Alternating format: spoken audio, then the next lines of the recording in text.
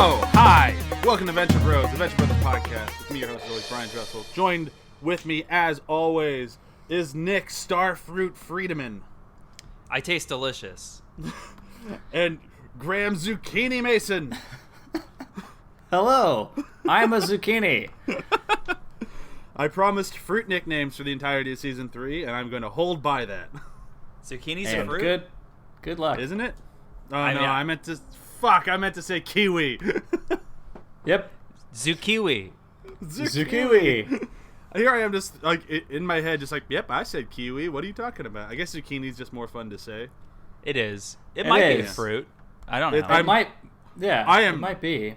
I would bet dollars to donuts it's not a fruit, but whatever. You know what? I feel right. It's true. Okay. The doctor is sin. Yep. That's what we're doing. Is nobody else excited about this episode? I thought this was a big one. I love this one. I really like this one a lot, actually. This episode's incredible. Okay, good. I was like, wait, I got no reaction from that one. I thought we'd be more excited. This is a great one. This is one of my, like... It's not the best one of the season, because that one's coming up in a little bit. But it's up there. It might be number 2 in my book. This might even be number 1 for some people. Yeah, it could. Yeah. For some reason, I have like a really hazy remembrance of season 3, but I've always really liked this episode. It has a lot of bits that I find very funny, but it also has a lot of stuff that feels like, oh, this is forward momentum towards the future of what the Venture Brothers kind of is. Oh, absolutely. But before we get too far in it, we should do a quick summary. Nick, I think it's your turn. I could be wrong, but I think All right, it is. I'll do it. So at the beginning of this episode, it's Rusty takes his weird flying copter thing that it doesn't seem like he has a pretty great grasp of how to fly it, but all right, to try and pick up some what are migrant workers who do not fit the specs that he wants, and basically flies by a billboard of Jonas Jr. with an Apple iPod sort of thing, so he's clearly now a celebrity throughout the world.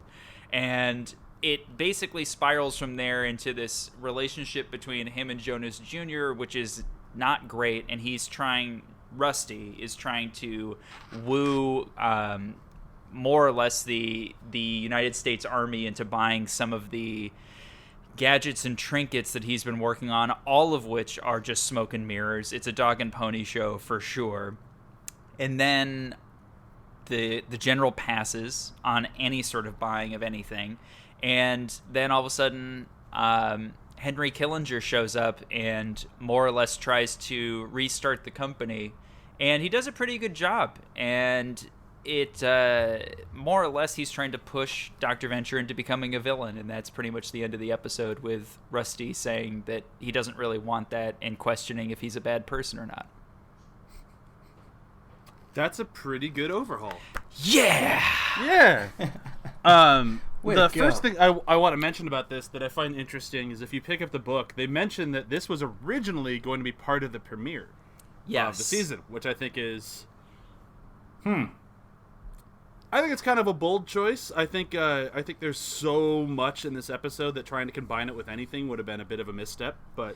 Well, especially with the last episode, there was so much stuff that they needed to kind of set up and get through. It's right. I think that it would have been the problem that we had with the finale of season 2 if they had combined them. Yeah. Because I feel like both episodes of last week and this week, they could have if they could have gotten hour-long episodes, there's enough content that they could have stretched it, and we still would have been satisfied. I don't think it would have overstayed its welcome at all. For sure.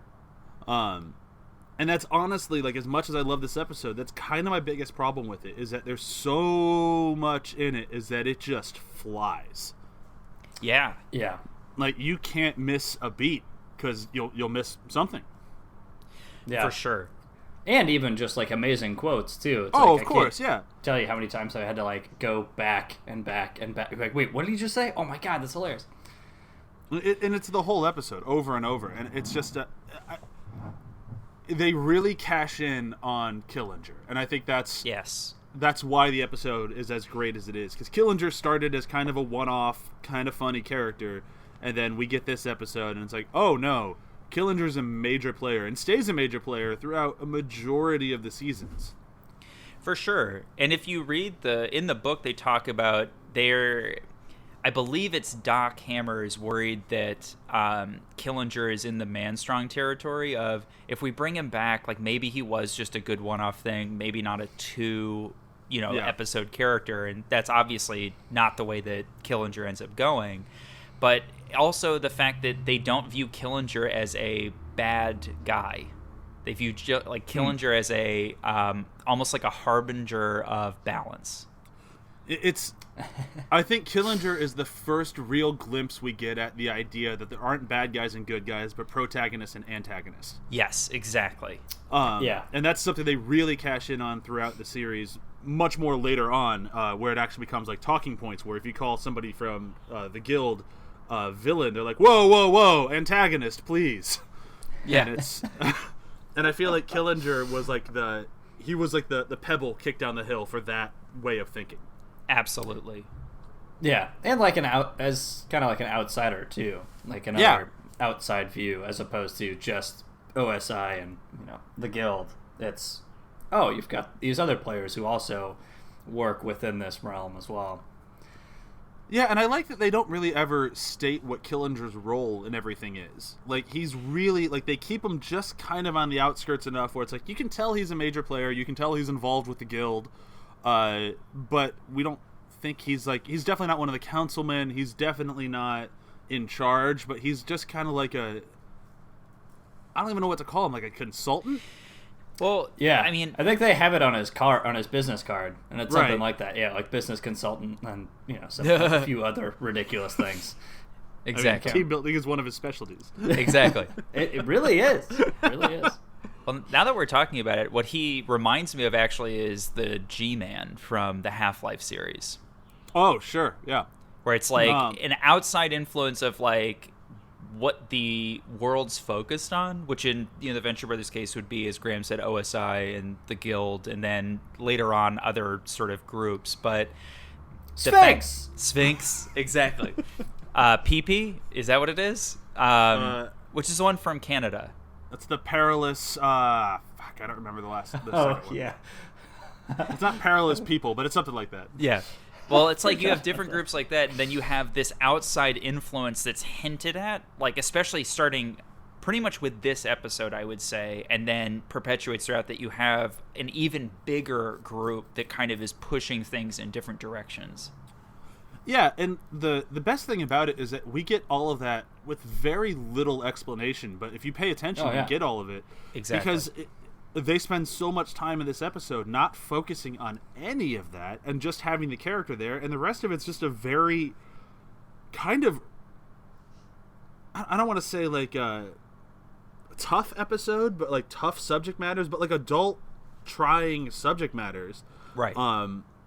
Yeah. Told through like Dr. Venture's like inadequacies, like internal inadequacies, and it's done surprisingly well. Like, it's funny, but at the same time, it's like, no, this is really tackling like big topics. Oh, for sure. Yeah.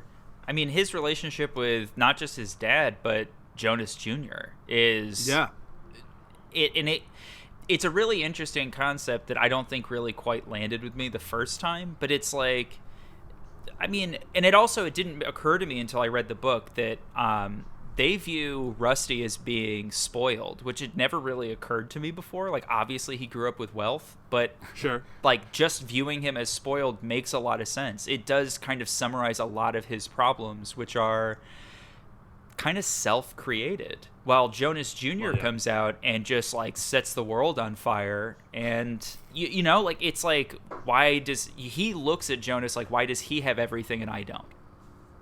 Yeah, and they even, like, in the book, they have one of my favorite lines, which was like, how did he word it? I'm pulling the book right now. You have the image of Jonas Jr. in the leprechaun suit, and like that lucky son of a bitch. And it's like there's symbolism all over this stupid episode, because it's all how Rusty sees people. Exactly. He sees his dad as a golden giant. He sees his brother as this, like, little thieving leprechaun. Like, he just... It's a constant reminder of how shitty Rusty kind of is, but it's not 100% his fault. Yes. It's a lot of those, like, yeah, there's excuses and explanations, but they're not necessarily the same thing. But, like, we get a lot of explanation of why Rusty is kind of a shitbag. And it has a lot to do with his dad. Yeah, exactly. And this isn't the first go at it, but it's one of the earlier goes where it's like, oh, Jonas was kind of a shitty dad. Yeah. I think this is the first time I think you see a more overt thing. I think the first time we get a hint at it is in season 1, which is the Gargantua 1 episode. Yep. But even then, that's more about how he sees his father, and now you actually get to see a lot more evidence of the fact that Jonas just really wasn't built to be a father. Like, no, or anything. At all. Yeah. Yeah. No, I mean, he was built to be a billionaire playboy super scientist, and that's it. Yes.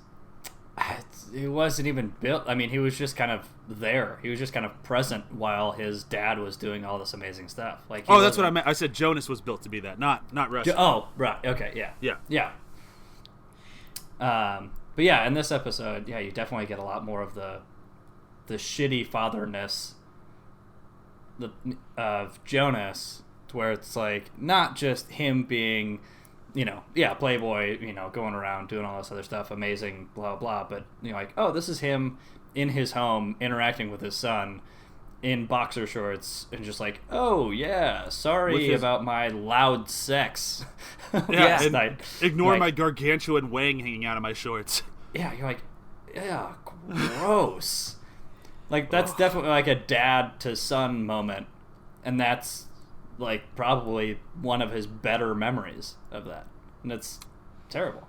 Yeah, I mean, when he gets to the table, he's excited. Oh, I'm in my old kitchen. I remember this wallpaper. Like, it's a good memory. Like, this was positive stuff. And then the wang comes out, and he's like, oh, God. Yeah. And God help you if you're on DVDs, because that is an animated wang.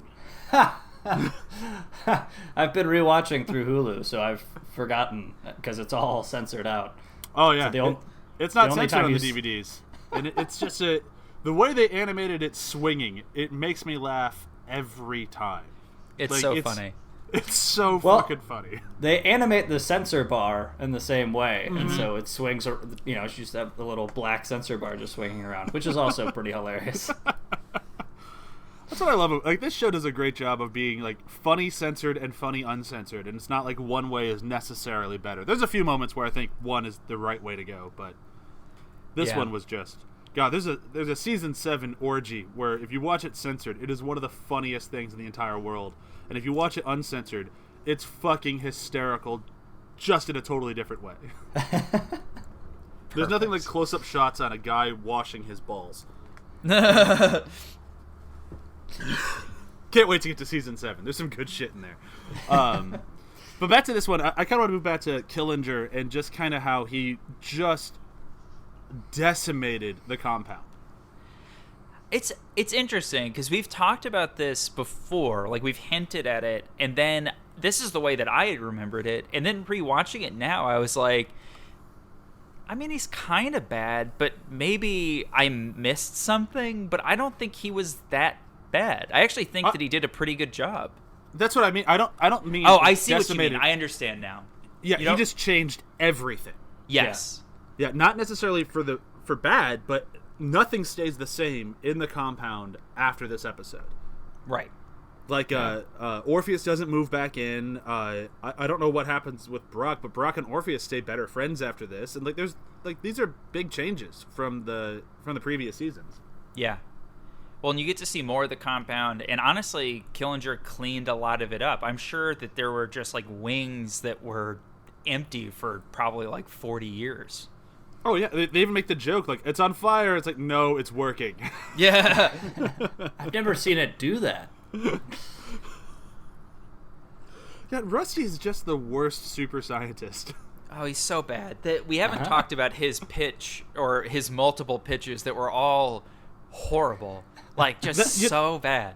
The Killinger stuff in this episode's so great, and the dad stuff is so great. I forget how fucking funny the opening pitch to Manhauer is. Yeah. Yeah. And how with Orpheus running by in the background. numerous times.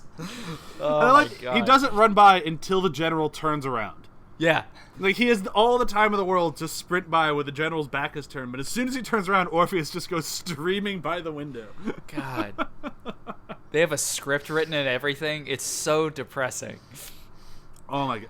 And I like that, like, I could have watched the entire episode of them finishing out their plan, like everything with like the future people and the robots, and just just thinking the general's the future is in alive. peril. Because there's no way the general wouldn't notice these are all the same people. No. Yeah. He noticed it by the time Orpheus came back around in his scrubs for like with the Venture logo on them. I'm sure it was like, this is really bad. This is really, really bad. But he got a free Fruitopia out of it, so There you go. Yeah, and he couldn't remember the last time he had one of those. Yeah.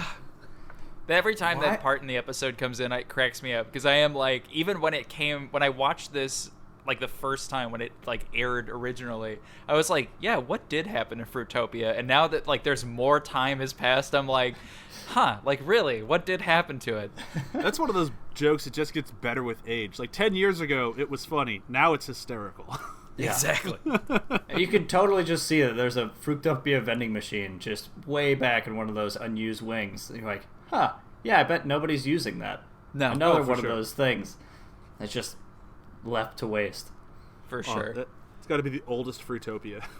I bet it's just sugar water. I mean, let's be honest. There's no real fruit. What could possibly go wrong? Yeah. Why are you taking such mean shots at Fruitopia, Nick? Fruitopia is a quality product. That's why it's still around. Yeah. That's obvious.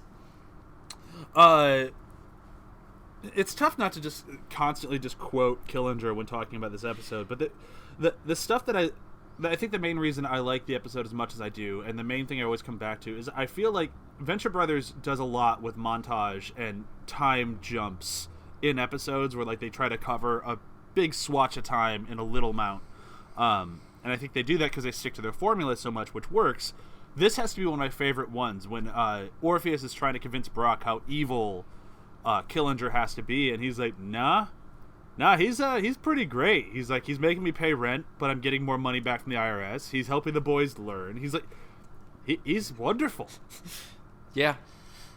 Because he is. He's a pretty, forward-thinking guy. Like, and he actually does, I do think that he is trying to make all of them the best that they can be.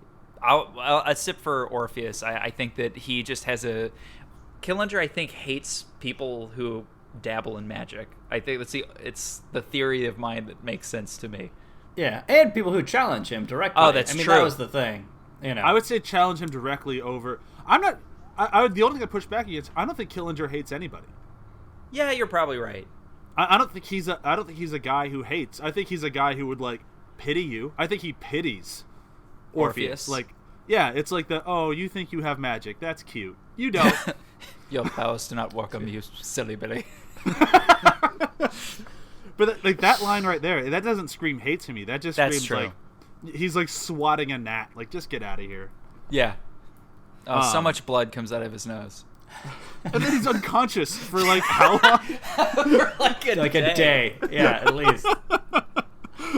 Like to the point where the alchemist has to get a handcart to get him out of the room. Oh, it's amazing. No, I do think that you're right. I think that Killinger is mostly just there to help, and I think I do think that he actually helps a lot. Yeah, like you said, that he's changed everything, but the only part of the montage that I still kind of find weird is that Killinger, he's got the machete and giving it to Hank, and he's like, he's stolen from you. Like, you have to, like, I don't even remember what he says, but it's something like, you have to avenge your father's loss, and it's just it's like teach him the meaning of father. fear or something like that. Yeah.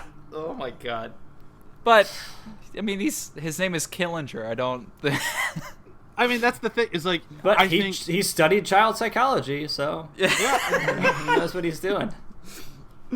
My thing though is like, I feel like no matter how great he is, I'd say he's always just, if the middle of the line between good and evil, I'd say he's always just slightly to the side of evil.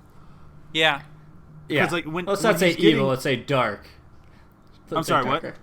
instead of evil, it's a darker. Sure, yes. But like, even when he's getting Rusty to be the best version of himself, he's still pushing him to being an antagonist, to being a villain. Like that's what I think he would see everyone's best version of them being, is he'd get them to be the best supervillain possible.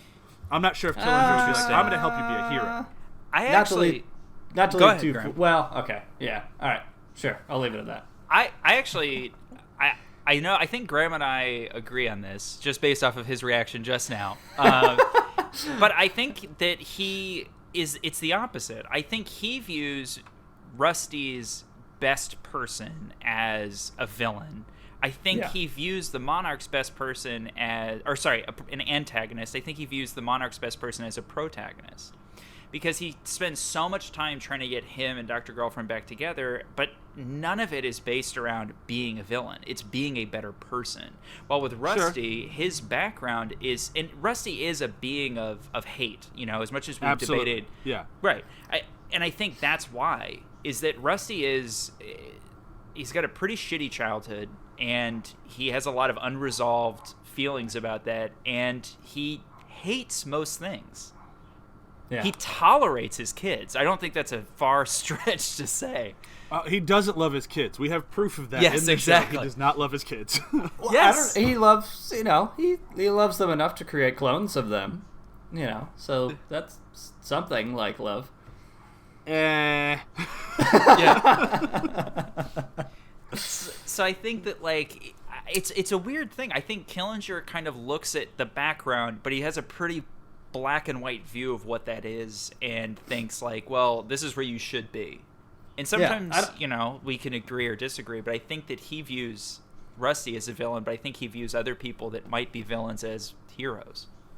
I don't think he sees people either or leans either way. I think he sees people for their best potential and then tries to enhance that best potential. Like Hank, which he kind of rightly assumes kind of pushes him in a darker path. But Dean, he puts him in the learning bed and tutors him. In the learning bed. In the learning bed. So what did we learn? Amazing. So good. And he works with people as they need to be worked with. Yeah. That. What Nick said was exactly what I was going to say. Is with the Monarch, he kind of pushes him more towards a protagonist. I don't think he pushed him towards a protagonist. I think he pushed him towards being in love with... No, he was... isn't it now or later when he goes through his entire setup and tries to get him away from arching? Oh, I guess that's true. No, you're right. Get him into something else. So... Yeah, I think he sees people for their true best potential. Or the argument could be is that his way of trying to get you to be the best version of yourself is to show you what the opposite of you could be. I think that's a very good point. Yeah. Yeah, like so if he wants the Monarch to be the best villain possible, he has to show him both sides of the coin. It's like you can't really know yourself unless you know the opposite of yourself. That's true, because we've never seen Henry Killinger, quote, succeed in his main goal. Yeah. Right? To push the Monarch into becoming a protagonist or pushing Dr. Venture becoming an antagonist. But afterwards, we see them be better versions of themselves as they are now. So nothing changes, really, but now they are doing it much better. So maybe that's what it is. Yeah, so maybe Killinger is succeeding every time. Like that is his goal. Yeah. Interesting. The one thing in this episode that always kind of bumps me though is the stars goodbye from Killinger followed by the general. Yeah, I never got that joke. I get the quotes. I understand it. I don't understand why the general is there. I'm like, wait, what the fuck? I love it. I think it's totally random, and it's just super silly, and I think that's it. I think that's. I agree with the wait, what the hell? Why did that come in? And why is the general there? Yeah. I get the Killinger part. The Killinger part makes sense. That's very in his wheelhouse. But the general showing up, and you can look it up in the Bible. I'm like, wait, what? I think Graham hit on something that makes me think that like it seems to me like a writer's room joke where it's like, this is the best joke. Does it necessarily fit within the realm of the show? Probably not. But is it the funniest joke we have? Yes. So put it in. And that's fair. I get that. That's fine. Yeah. No, but it does. It also makes me think like, wait, why is he there? And then it immediately cuts to the credits. And you're just like, okay. Okay, I guess that's what they're doing. But we've been talking for a little while here, and I feel like we should close on the taking back the compound with Orpheus, Alchemist, and Brok. I am very excited about this film. I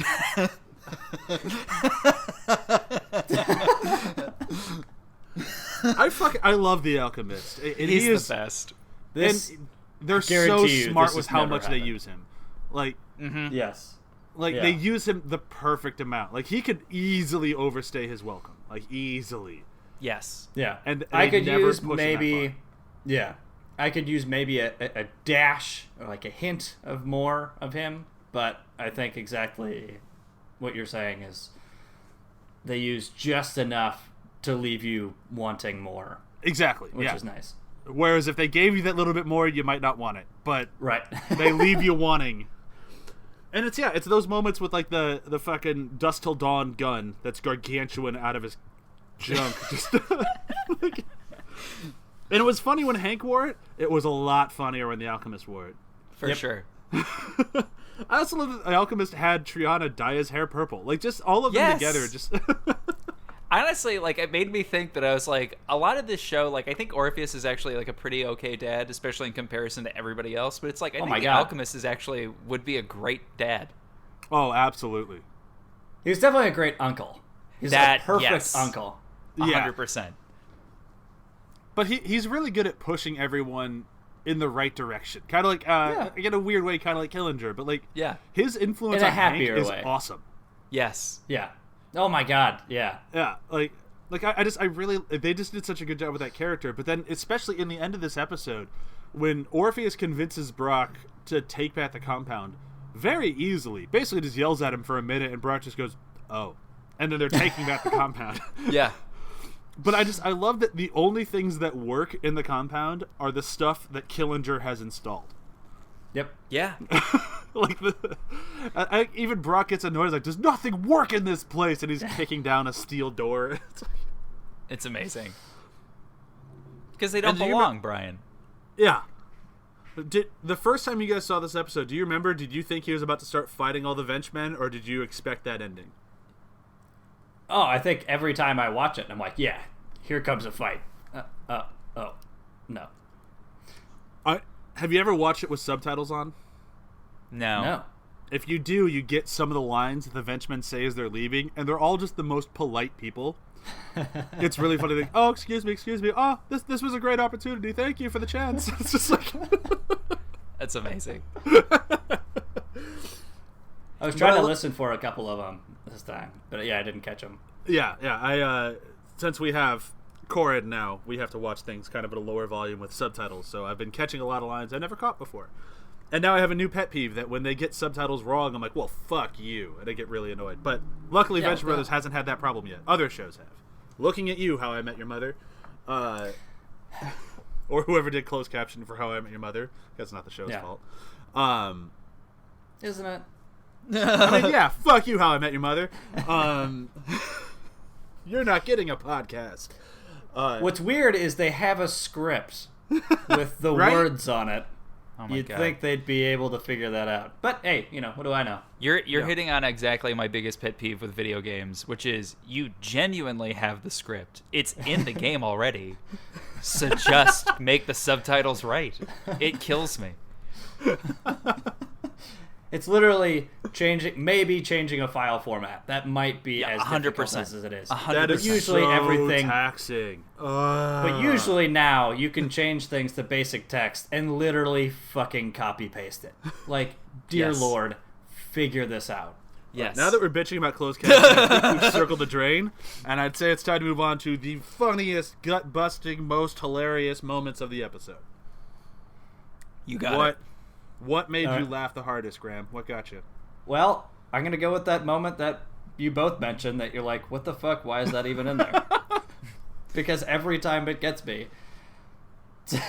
So at the end, Henry Killinger pops up in the stars in the sky and says, all the world is a stage, and all of the men and women are merely players. They have their exits and their entrances. One man in his time plays many parts, his acts being many ages. Ha ha! You said it, Killer! And you can read more about it in the Bible! And it fucking murders me every time, and I love it, and it's wonderful and wonderfully absurd, and just a beautiful, beautiful moment. It is so fucking weird. I mean, I love it, but it is so fucking weird.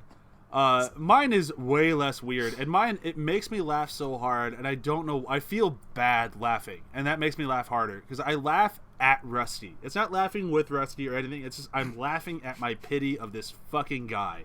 It's when the general's walking away, and he's like, wait, I didn't show you these! They're spy shoes! They turn around! I call them sneakies! So the Russians can't follow you! Oh my god. And he's just so pathetic. Just like... It's so sad. And it's like, for him in that moment to be like, oh, look, I invented this other thing that is actually useful. It's like, no, that's the point. We've seen all of that. That and everything that you've shown us. None of this is a new idea. You're terrible. You are the worst. If this is your last-ditch effort, stop. Just stop. Pretty much. Oh my god, we didn't even mention the fucking stealth bomber. Oh my god. That Helper had to paint black, and then the next time we see it, it's blue, which means he's made Helper paint it back. Yes. Why would you put a logo on a stealth bomber? So you can find it. Oh god.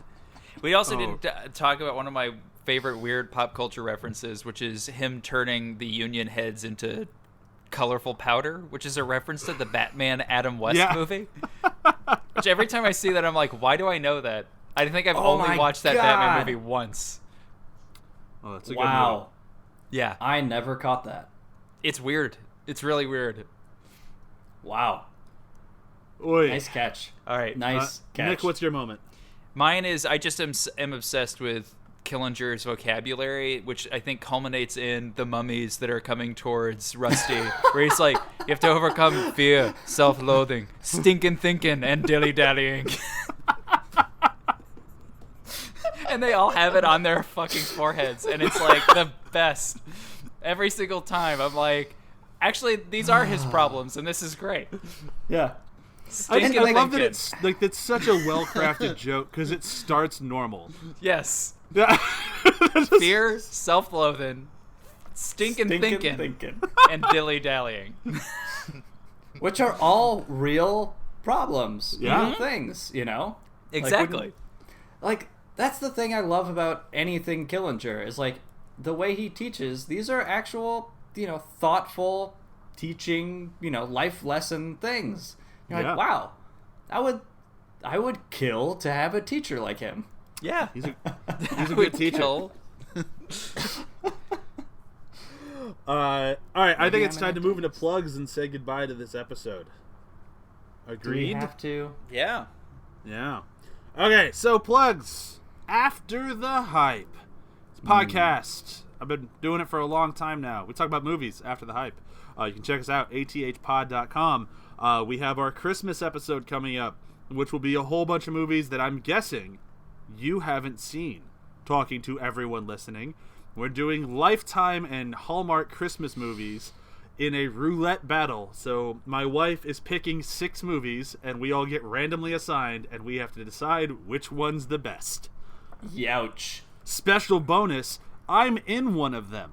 Hey! Yeah, I've seen part of that one. Interesting. Spoilers for that episode. It's called My Santa. It's on Hulu. Check it out. Around, I want to say like an hour in, I'm in an insert shot that was not supposed to be in the movie, but the editor used it anyways, and there I am. In all of your resplendent glory. Yeah. And then be sure to check out Samwise, the other show under our ATH network.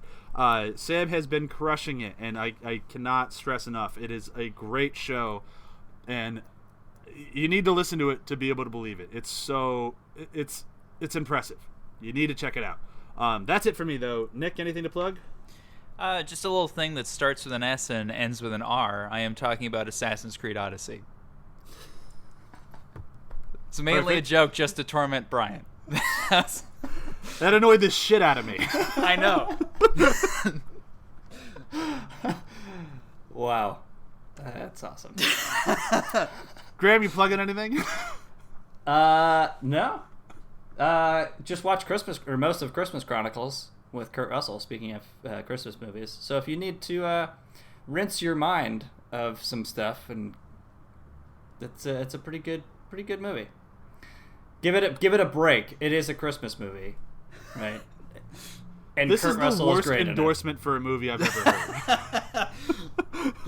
I mean, come on. People, Christmas movies are inherently terrible. Whoa. Die Hard's amazing. All right, I wouldn't necessarily call that a Christmas movie as opposed to a movie that happens during Christmas. How dare you? Iron Man 3, great Christmas movie. Lethal Weapon, right? But anyway, so those are good. Kiss Kiss Bang Bang. Yeah, okay. All right, yeah. Fair enough. But Christmas Story. Movie. I'm just going to keep going to Shane Black. Yeah. Yeah, seriously. There you go. All right, so check out Kurt Russell for the OK Christmas movie. Yeah, he's amazing in it. He's awesome. He's a great singer. Thanks, everybody. Bye. Goodbye.